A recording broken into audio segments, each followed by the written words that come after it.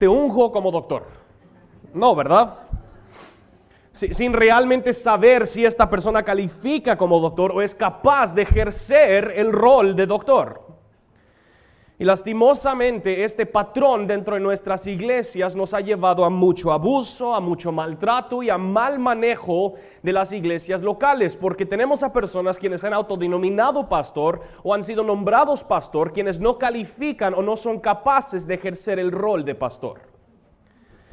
Ahora, esto no quiere decir que los pastores son los únicos culpables, ni que los pastores deberían de ser perfectos. Pero lo que encontramos en muchos diferentes ámbitos y en muchos lugares del mundo es donde no hay filtros, donde no hay tiempos de prueba, donde no hay evaluaciones robustas, tenemos entonces a personas ocupando el puesto pastoral quienes no califican para el rol y no la practican como deberían. Y en el pasaje donde nosotros vamos a estar, vemos a Pedro establecer claramente algunos de los parámetros de tener un liderazgo sano en la iglesia local. Vamos a estar en 1 Pedro 5. Ahora, esto es adicional, obviamente, al listado que Pablo nos da en 1 Timoteo 3 y en Tito 1. Pero yo creo que a veces nosotros olvidamos este pasaje de Pedro y con Pedro a mí me gusta mucho este pasaje de Pedro porque con Pedro tenemos una visión más personal tal vez o aún más pastoral en cuanto a qué significa ser un pastor de una iglesia local. Y vemos realmente tres pastores en este pasaje. Primero nosotros vemos al pastor Pedro. Pedro nos está hablando acerca de su experiencia siendo pastor. Luego vemos a Pedro hablarle a los pastores comunes y corrientes, el pastor común. Y luego lo último que nosotros vemos en nuestro pasaje es el pastor supremo. Primero iniciamos con el pastor Pedro en 1 Pedro 5, 1 al 4. Lo voy a leer y lo estoy leyendo de la NBLH. Dice, por tanto, a los ancianos entre ustedes exhorto yo, anciano como ellos y testigo de los padecimientos de Cristo, y también participante de la gloria que ha de ser revelada, pastoreén el rebaño de Dios entre ustedes, velando por él, no por obligación, sino voluntariamente como quiere Dios, no por la avaricia del dinero, sino con sincero deseo, tampoco como teniendo señorío sobre los que les han sido confiados, sino demostrando ser ejemplos del rebaño. Y cuando aparezca el príncipe de los pastores, ustedes recibirán la corona inmarcesible de gloria. Pedro inicia este pasaje hablándole a los ancianos de las iglesias locales a las cuales él está escribiendo esta carta. Si volvemos a 1 Pedro 1, nosotros vemos que él está escribiendo estas cartas a diversas iglesias a lo largo de una cierta región. Y él entonces le está hablando a estos diferentes pastores y él dice, por lo tanto, a los ancianos entre ustedes exhorto yo, anciano como ellos y testigo de los padecimientos de Cristo. Él inicia con estas dos palabras que son muy importantes cuando estamos haciendo exégesis. Las primeras dos palabras son por tanto. ¿Esto qué nos da a entender? Él está edificando su argumento sobre lo que él apenas terminó diciendo en capítulo 4. Por tanto, no es simplemente una forma de transicionar, como que no tengo nada más que decir, entonces voy a decir por tanto, sino que él está conectando la idea. ¿Qué es lo que dijo al terminar capítulo 4? Note. Porque es tiempo de que el juicio comience por la casa de Dios. Y si comienza por nosotros primero, ¿cuál será el fin de los que no obedecen al evangelio de Dios? Y si el justo con dificultad se salva, ¿qué será del impío y del pecador? Así que, y esto es su punto del capítulo 4, así que los que sufren conforme a la voluntad de Dios encomienden sus almas al fiel Creador haciendo el bien. Por tanto, a los ancianos entre ustedes. El contexto de las palabras que Pedro le está diciendo a estos pastores es en medio del sufrimiento de los cristianos. Pedro sabe muy bien acerca de la situación que las ovejas en estas iglesias están viviendo. Ellos están sufriendo gravemente bajo la opresión de gente quienes no comparten su fe. Estos cristianos, las ovejas en estas iglesias están siendo maltratadas, están pasando por penas, por dificultades, las ovejas están dolidas, las ovejas están cansadas y esto no nos debería de sorprender. Mucho de nuestro liderazgo pastoral se lleva a cabo en el mismo tipo de entorno, ¿sí? Muchos entran al ministerio pastoral pensando que esto va a ser lleno de historias enormes, de redención y de rescate, que nosotros vamos a ver la unción bajar sobre nuestra iglesia, como la gloria Shekinah ahí en medio nuestro, que nosotros vamos a ver el fruto del Espíritu brotando en todos los diferentes miembros. Pero de repente cuando entramos al ministerio nos enteramos que toda la gente tiene un montón de problemas, están pasando un montón de penas y están sufriendo de un montón de diferentes formas. Nos damos cuenta que la gente con la que trabajamos es gente difícil, es gente dura.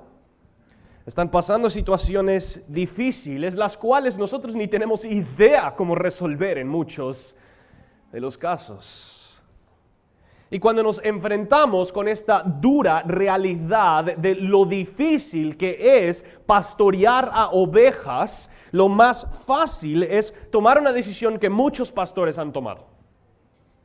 Lo más fácil cuando nos enfrentamos con la dura realidad del ministerio pastoral es muy fácil volvernos pastores profesionales. Quienes estudian todo el tiempo, organizan eventos, planifican programas, supervisan el staff y dejar por completo la relación que tenemos con ovejas, porque qué difícil que son las ovejas en sus situaciones difíciles. Y por eso Pedro quiere exhortar a los ancianos. Pedro les exhorta a lo que vamos a llegar. Él les dice explícitamente, entonces, pastoreen el rebaño de Dios. Es interesante también el currículum que Pedro presenta para sí mismo. Primero, él dice en versículo 1 que él es anciano como ellos. Esto me encanta de Pedro, ¿verdad?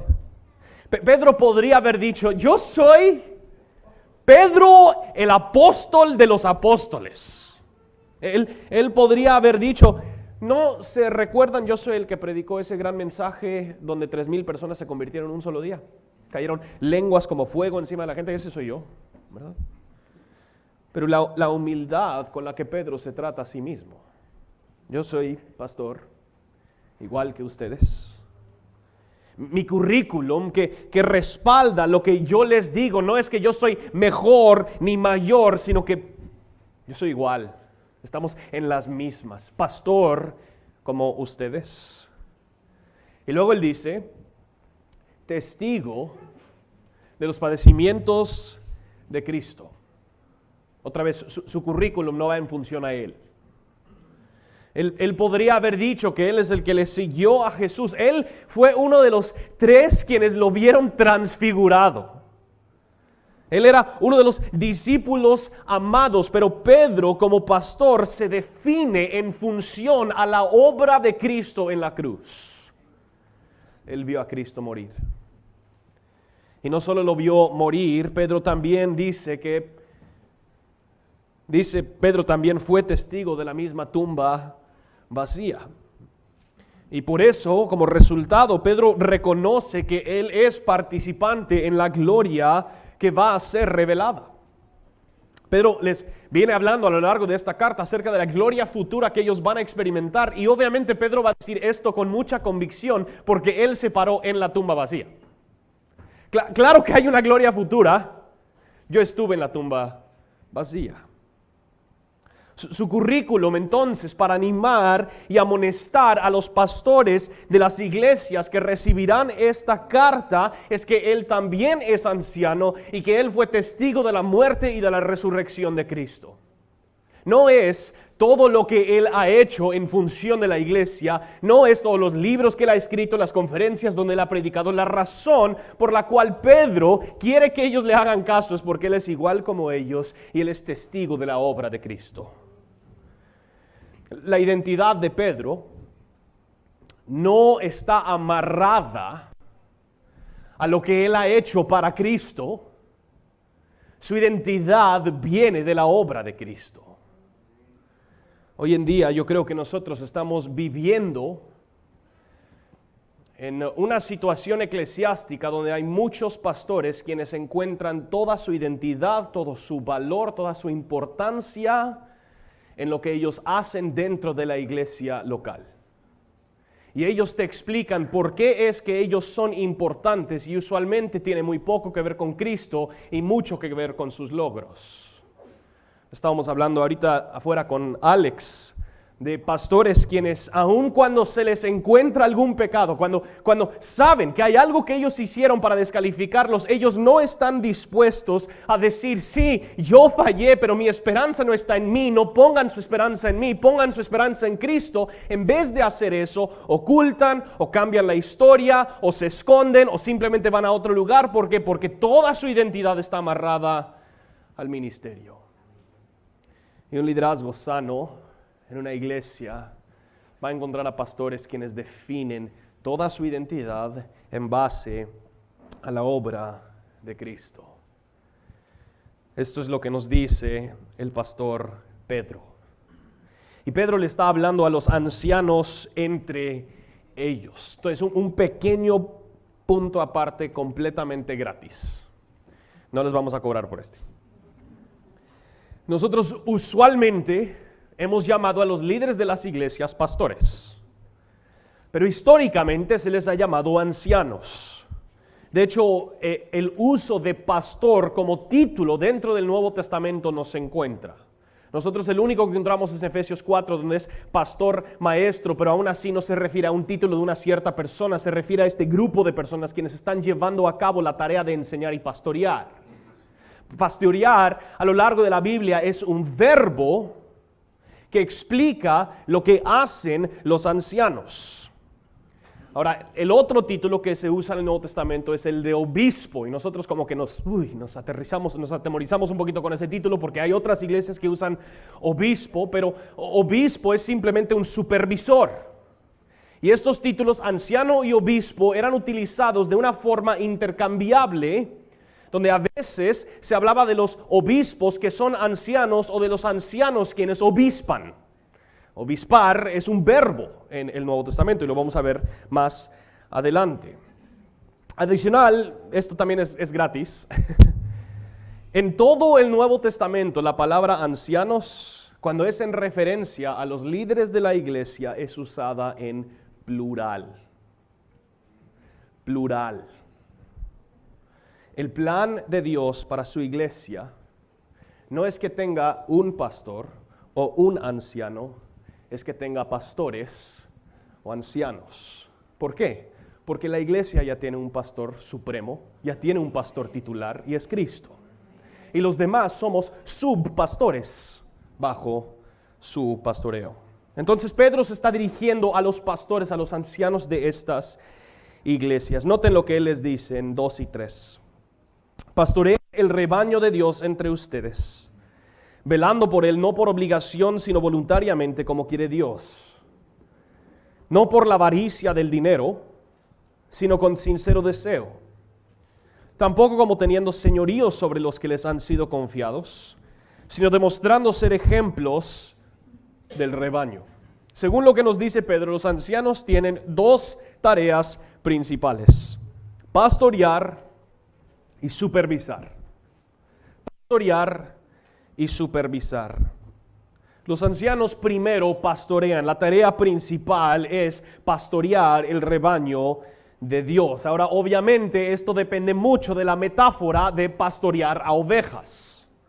Los pastores de ovejas en este entonces, y todavía hoy en día, tenían algunas tareas muy puntuales. Primero, ellos eran los que cuidaban de las ovejas, en el sentido de que ellos los guiaban a pastos donde podrían ser alimentados, al agua donde ellos podían beber. Los pastores los protegían de los lobos y cualquier otra amenaza en contra de su vida. Los pastores cuidaban a las ovejas por la noche, asegurando que también estaban protegidas. Los pastores también iban por las ovejas perdidas y descarriadas. Los pastores ayudan y atendían a las ovejas enfermas y heridas.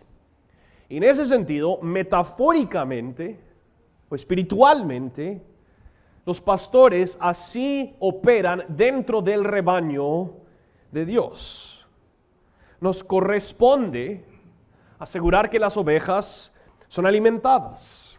Y por eso nos dedicamos a el estudio y la predicación de la palabra. Nosotros protegemos a la iglesia de los lobos. ¿Cómo lo hacemos? Alimentando a la iglesia con la doctrina correcta, con lo que dice la palabra de Dios, para que puedan identificar cuando algo sale de los parámetros de la Biblia. Nosotros equipamos a la iglesia para poder identificar a los que quieren engañar a las ovejas. Al mismo tiempo, si surge entre nosotros alguna amenaza en contra de la iglesia, somos responsables por proteger a la iglesia. Y con eso dicho, nosotros los pastores pasamos mucho tiempo con ovejas enfermas, ovejas lastimadas, ovejas descarriadas. Y les soy sincero, a veces las ovejas patalean y muerden. A veces las ovejas no quieren ser guiadas por su pastor y se desvían por total. Que para ponerlo de una manera muy práctica, el anciano de una iglesia local no es un gurú de la vida, no es el que te va a resolver todos los problemas, no tiene más unción ni más acceso a Dios, no es alguien que tiene las mejores ideas, ni es la persona que es el mayor donante dentro de la iglesia. El anciano no es la persona quien es el mejor líder. El anciano se identifica por su amor y cuidado de las ovejas. Pastoreen el rebaño de Dios. Y el miedo que tengo, en lo personal, es que en muchos casos estamos viendo a los pastores para algo más allá de lo que ellos pueden y deben ofrecer. Ellos no te pueden hacer caminar en el camino correcto. Te pueden guiar e instruir. No te pueden rescatar del pecado. No te pueden conectar con Dios. No pueden hacerte anhelar más a Dios, no pueden hacerte dejar tu pecado, no tienen las respuestas a todas tus preguntas. Pero no solo eso, los pastores seguimos siendo humanos igual como cualquier otra persona. Al mismo tiempo que somos pastores, también somos ovejas, nos cansamos, nos enojamos, en el tráfico en particular, algunos de nosotros, ¿quién saber? Pero yo no. Tenemos familia, batallamos con tentación, con pecado. Y la única cosa que los hace diferentes es que Dios, por su gracia, nos ha encargado el ir un poquito por delante de su rebaño, guiando y alimentando a las ovejas. Es por eso, como dice Jeremy Wright en su libro acerca de los ancianos, el anciano debería oler a oveja. Y yo imagino que escribir estas palabras para el apóstol Pedro le ha de haber recordado mucho de su última interacción con Cristo antes de que Cristo regresa con el Padre. No sé si se recuerdan, pero en una de las conversaciones más fuertes en los evangelios, después de que Pedro niega a Cristo 3 veces y Cristo resucita, él se encuentra con los discípulos en la playa, en el mar, y en ese lugar Cristo le hace una pregunta a Pedro que le ha de haber dolido. Dice: Pedro, ¿me amas? Pedro dice: claro que te amo, tú sabes eso. Es Cristo que le dice: apacienta mis corderos. Le pregunta otra vez y Pedro responde igual, y Cristo dice: pastorea a mis ovejas. Le pregunta una tercera vez y él responde igual, y Cristo le dice: apacienta mis ovejas. No es por accidente que Cristo le hace la pregunta 3 veces. 3 veces niega a Cristo. 3 preguntas y él es restaurado por Cristo, y la conversación de restauración que Pedro tiene con Cristo tiene que ver enteramente con el ministerio pastoral. Y ahora Pedro, ya un poquito avanzado en los años, él ya ha visto todo lo que la iglesia ha vivido. Él ve que las iglesias están sufriendo y están pasando tribulación, entonces él se acerca con los ancianos, e igual como su pastor supremo le había dicho a él se acerca y le dice: ancianos, por favor, dedíquense a una sola cosa: Pastoreen el rebaño de Dios. Y quiero que noten, Pedro dice claramente a quién le pertenece el rebaño. Es el rebaño de Dios. Ningún pastor es el dueño de la iglesia local. La iglesia le pertenece a Cristo. Ustedes no están aquí por la sangre derramada de su pastor. Iglesia Reforma no existe porque sus pastores cranearon esta buena idea para su existencia. Existe por Dios. Existe para Dios. La iglesia es de Dios. La misión que la iglesia persigue es la misión de Dios. Y los pastores simplemente somos guías durante los pocos años que Dios nos da en esta tierra para guiar al pueblo de Dios y apuntarlos hacia Él. La primera tarea es pastorear. La segunda es supervisar. Pedro dice en la NBLH, nosotros vemos, él dice, velando por él, pero literalmente la palabra que él usa es obispar, o traducida es supervisar. Supervisar en el griego viene de dos palabras, episcopos, supervista. Supervisar y monitorear.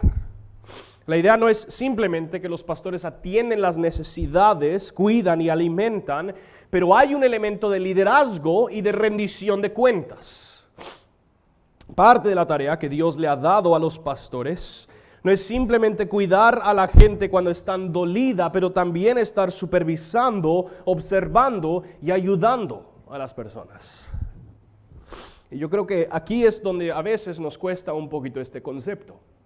Si estamos saliendo de iglesias donde se ha ejercido la autoridad pastoral de una forma pecaminosa, a veces nosotros queremos llevar el péndulo hasta el otro lado y el pastor es muy buena onda cuando nos conviene, pero el pastor tiene una cierta responsabilidad delante de Dios y por lo tanto Dios sí da cierta autoridad para poder llevar a cabo esa responsabilidad. El hecho de que la autoridad se maneje mal no necesariamente significa que la autoridad es mala en sí. De hecho, en la mayoría de los casos donde la autoridad es mal usada, nos cuesta precisamente porque la autoridad ha sido mal usada. Obvio, ¿verdad? Esto no significa que la autoridad es mala, pero que las personas ocupándose de esa autoridad no la deberían tener. Y regresamos al primer punto que hicimos en la introducción. Cuando simplemente nos denominamos pastor o alguien más nos denomina pastor y no ha asegurado que esta persona califica y es capaz de ejercer el rol, le estamos dando una autoridad que ellos no deberían tener. Y es precisamente por eso que nosotros deberíamos tener cuidado antes de nombrarnos o nombrar a alguien más pastor. Y Pedro da tres contrastes para hablar acerca del tipo de supervisión que llevamos a cabo. El primero, él dice, lo hace no por obligación, sino voluntariamente como quiere Dios. El anciano sirve a la iglesia local por su propia voluntad. Pablo, cuando él inicia el listado de requisitos en 1 Timoteo 3, él dice, el que anhela el obispado, buena cosa anhela. Esto no es alguien que simplemente porque alguien le dijo que tiene que ser pastor, está cumpliendo con su rol como pastor. No lo hace por obligación, lo hace voluntariamente. Y no lo hace por el salario, lo hace voluntariamente. El trabajo del anciano en este sentido no termina a las 5 y empieza a las 8, ¿verdad? Nosotros pasamos noches desveladas pensando en las ovejas, clamando al Señor que lo obre en sus vidas. Esto no es para jactarnos, pero es porque esta labor no se hace por obligación. Tampoco se hace simplemente para las ovejas, se hace porque Dios ha obrado, se hace para agradar a Dios, se hace voluntariamente como quiere Dios. En mi familia, mi papá es pastor, mi hermano es pastor, mi tío es pastor, mi primo es pastor y yo soy pastor. Y siempre hemos bromeado en nuestra familia que gracias a Dios nos gusta hacer esto, porque si no, yo no tengo ni idea qué más yo me podría dedicar a hacer. No tengo ninguna otra habilidad que me podría generar un ingreso. Entonces, gracias a Dios, no tengo que hacer esto por obligación. Y aunque lo decimos en broma, hay pastores quienes están en el ministerio porque simplemente ya no les queda otra. No pueden cambiar de carrera, no pueden estudiar algo más, toda su fama, toda su plataforma, todo su poder, todo su renombre lo han construido en el ministerio pastoral. No podrían tal vez ganar en otra carrera como ganan en el ministerio pastoral, entonces se quedan allí estancados. Y Pedro está diciendo, no, así no se pastorea el rebaño, no por obligación, sino voluntariamente. No por avaricia, sino con sincero deseo. La iglesia no es una manera para lucrar. No creo que se debería tener que decir eso, pero la palabra avaricia ni capta por total lo que Pedro está diciendo. Él se refiere a ganancias vergonzosas. Es vergonzoso utilizar la iglesia para lucrar, es meter la mano en la bolsa de Dios para alimentarte a ti mismo. Es vergonzoso. Esto no significa que es malo que el obrero gane su salario, pero sí significa que su razón de estar sirviendo no puede ser el dinero. Esto es sumamente importante. Uno de los temas que poco se evalúa en la vida de los que van a ser pastor es cómo es que ellos manejan su dinero. Si ellos no manejan bien su propio dinero, no van a manejar bien el dinero de la iglesia. Eso es precisamente lo que Pablo está diciendo en cuanto a cómo él gobierna su propio hogar. Si no gobierna su propio hogar bien, así es como él va a gobernar la iglesia. Si ellos son ávaros en su propio hogar, lo van a hacer también en la iglesia. Lo tercero que dice es no teniendo señorío, sino siendo un ejemplo del rebaño. Esto es tal vez el más fuerte de estos contrastes. Una vez más, tenemos miedo de la autoridad de los pastores, pero yo creo que la mayoría de nosotros no le tememos a la autoridad. Lo que hemos experimentado son pastores quienes ejercen señorío sobre las ovejas. El punto aquí de Pedro es que los líderes de la iglesia local no utilizan su autoridad para oprimir a los que están bajo su cargo. No son dictadores utilizando su poder para avanzar su propia agenda. Al contrario, igual como Cristo, ellos son llamados a ser un ejemplo.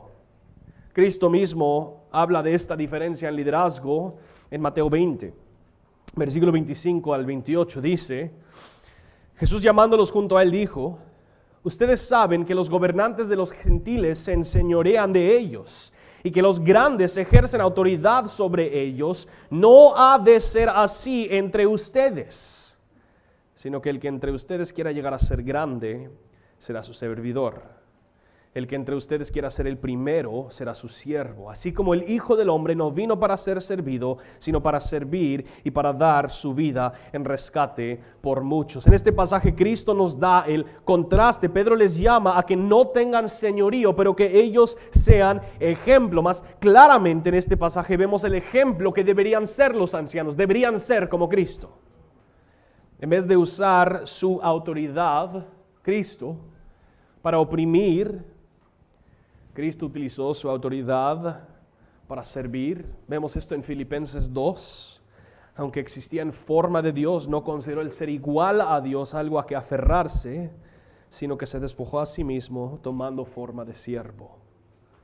Los líderes de la iglesia, en vez de señorear su poder sobre los demás, son llamados a servir a la iglesia local. Los pastores de la iglesia no son hombres reconocidos de fama, quienes todos los demás sirven, sino que son hombres quienes se han puesto a la disposición de la iglesia, con el fin de caminar con ella, servirla a ella y cuidarla a ella. Y es en actitud servicial que ejercen su autoridad. Esto no es una autoridad jerárquica de arriba, sino que es una autoridad de abajo. Es una autoridad con manos sucias, con los dolores de las ovejas. Es una autoridad con olor a oveja. La autoridad que los pastores ejercen no es su propia autoridad, es la autoridad de Cristo. Y mientras que Cristo no ha regresado, Él ha encomendado el liderazgo de su pueblo a los pastores. Entonces ellos trabajan y obran con la autoridad de Cristo. Pero tenemos que recordar que la misma autoridad de Cristo fue ganada por manos clavadas. No es una corona de oro, sino que fue una de espinas. Es darte, sacrificarte y sangrar si fuese necesario por el bien de la novia de Cristo. Y les voy a ser sincero, me enfurece, y yo creo que le enfurece a Dios, ver a pastores hoy en día acaparándose de la novia de Cristo para simplemente alimentar su poder y llenar sus propias bolsas. Esos hombres no son pastores, son lobos. Pero para esos pastores, los próximos versículos debería aterrorizarlos. Noten lo que dice en versículo 4.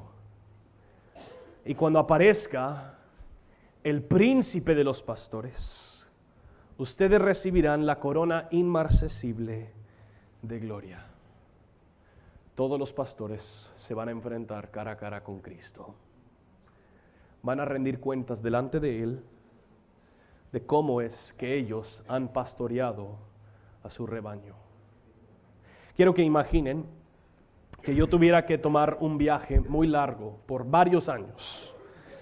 Y va a requerir que yo no pueda estar en contacto con mi esposa y mis hijas. Ahora esto es completamente hipotética la situación, no aceptaría un viaje de esa forma, pero imaginen conmigo, por favor.